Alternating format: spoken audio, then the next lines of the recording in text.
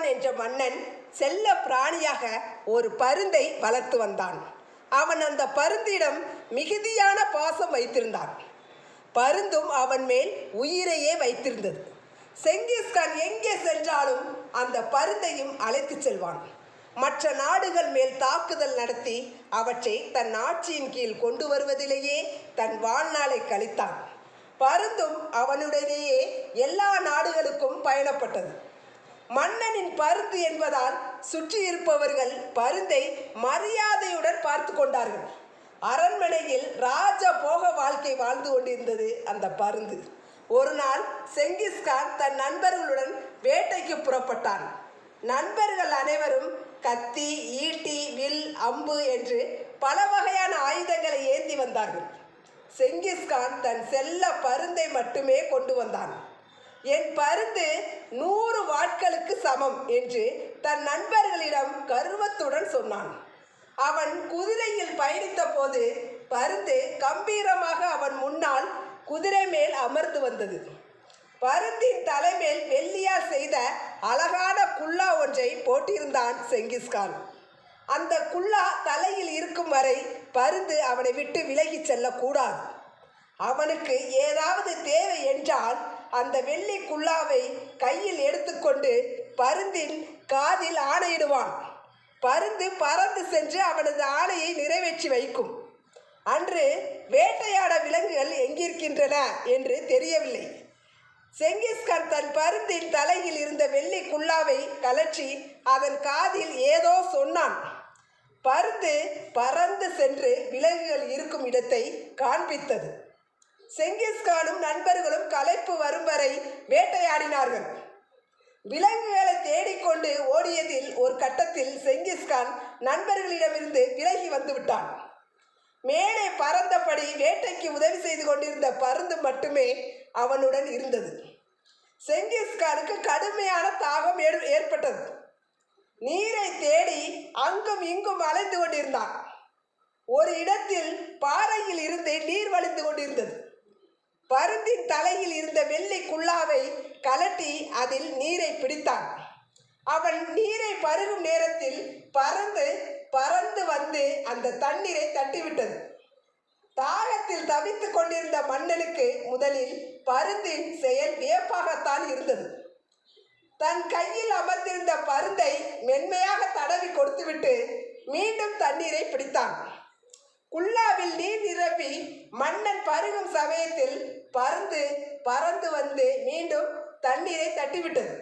இப்போது மன்னனுக்கு கடும் கோபம் வந்துவிட்டது. இதே செயலை என் அமைச்சர் யாராவது செய்திருந்தால் அவரது தலையை எடுத்திருப்பேன். நீ என் செல்ல பிராணி என்பதால் உன்னை மன்னித்து விடுகிறேன்.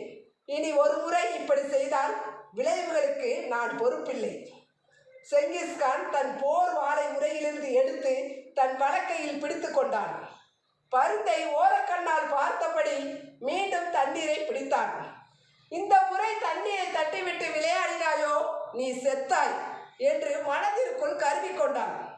வெள்ளி குல்லாவில் நீ தண்ணீர் நிரம்ப நேரமானது.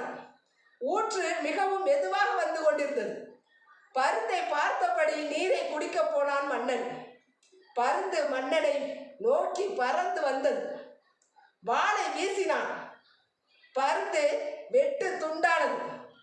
என்றாலும் அந்த உயிர் துறக்கும் வேளையிலும் மன்னன் கையில் இருந்த நீரின் மேல் விழுந்து அந்த குடிக்காமல் செய்துவிட்டது. பருந்து இறந்து விட்டது. மன்னனின் கோபம் அடங்கவில்லை. தாகம் அதைவிட அதிகமாக இருந்தது. சொட்டி கொண்டிருந்த நீரின் வரத்து படிப்படியாக குறைந்து முற்றிலும் நின்றுவிட்டது. இந்த நீர் எங்கிருந்து வருகிறது என்று கண்டுபிடித்து அங்கே போய் தாக சாந்தி செய்து கொள்ளலாம் என்று புறப்பட்டான். பாறையில் சிரமப்பட்டு ஏறி பார்த்தான். அங்கே ஒரு இடத்தில் நிறைய நீர் தேங்கி இருந்தது. அதிலிருந்துதான் நீர் கசிந்து கொண்டிருந்தது என்பதை தெரிந்து கொண்டான். தேங்கி இருக்கும் அந்த நீரை கையால் அள்ளி குடிக்கலாம் என்று நினைத்து கீழே குனிந்தான். அந்த நீர் தேக்கத்தில் கொடிய விஷமுள்ள கருநாகம் ஒன்று செத்து கிடந்தது. அந்த நீரிலேயே பல நாட்களாக இருந்திருக்க வேண்டும் என்று அந்த மன்னன் அந்த நீரை உண்டிருந்தால் உடனே செத்திருப்பான். அதனால் தான் பருந்து அவனை அந்த நீரை குடிக்க விடாமல் தடுத்தது. உலகின் மிகப்பெரிய கொடுங்கோலான செங்கிஸ்கான் இறந்து கிடந்த பரந்தின் அருகில் அமர்ந்து அழுதான். நாடு திரும்பியதும் தனது தலைநகரத்தில் தங்கத்தில் ஒரு பருந்தை செய்து வைத்தான். அதன் ஒரு சிறகில் கீழ்கண்டவாறு எழுதினான்: கோபத்தில் செய்யப்படும் எல்லா செயல்களும் துயரத்தையே தருகின்றன.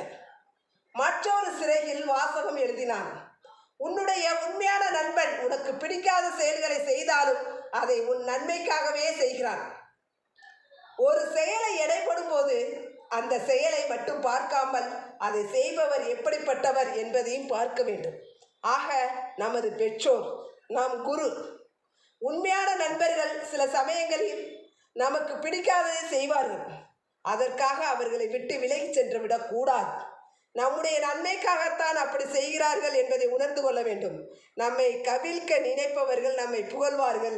நமக்கு பிடித்ததை செய்பவர்கள், ஆனால் அவர்கள் நோக்கம் நம்மை வீழ்த்துவதுதான் என்பதை நாம் புரிந்து கொள்ள வேண்டும்.